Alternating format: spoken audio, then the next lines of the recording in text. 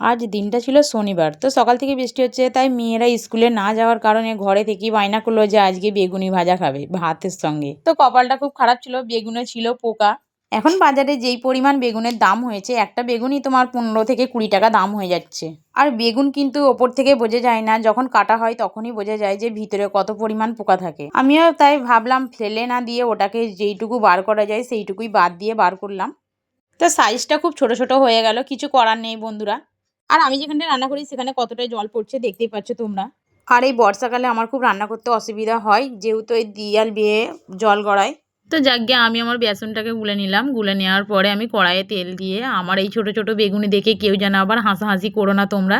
তারপরে হয়ে গেল আমার গরম গরম বেগুনি ভাজা। এই বৃষ্টির দিনে আর গরম গরম বেগুনি ভাজা দিয়ে ভাত খেতে কার কার ভালো লাগে আমাকে কমেন্ট করে জানাবে। ও বাবা, বেগুনি ভাজা হতে না হতেই আবার ছোটো মেয়ে আবার আবদার করলো যে আমাকে পাঁপড় ভেজে দিতে হবে। তো ছোটো মেয়ে এখানে প্যাকেট থেকে বার করে দিল আমাকে পাঁপড়, আমিও ওখানে ভাজা করে নিলাম।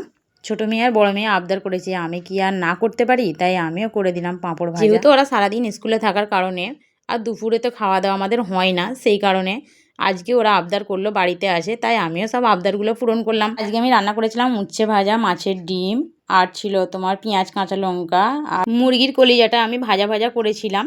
তার সঙ্গে দেখতেই পাচ্ছ বেগুনি ভাজা আর পাঁপড় ভাজা। আর আমি করেছিলাম আজকে মাছ দিয়ে, ঝিঙে দিয়ে টমেটো আলুর তরকারি। আজকে শনিবারের দুপুরটা আমরা এইভাবেই কাটালাম। আমাদের ভিডিওটি তোমাদের কেমন লাগলো? যদি ভালো লেগে থাকে চ্যানেলটিকে সাবস্ক্রাইব করে আমার পাশে থেকো। আবার দেখা হচ্ছে নতুন মিনি ব্লগ নিয়ে। টাটা।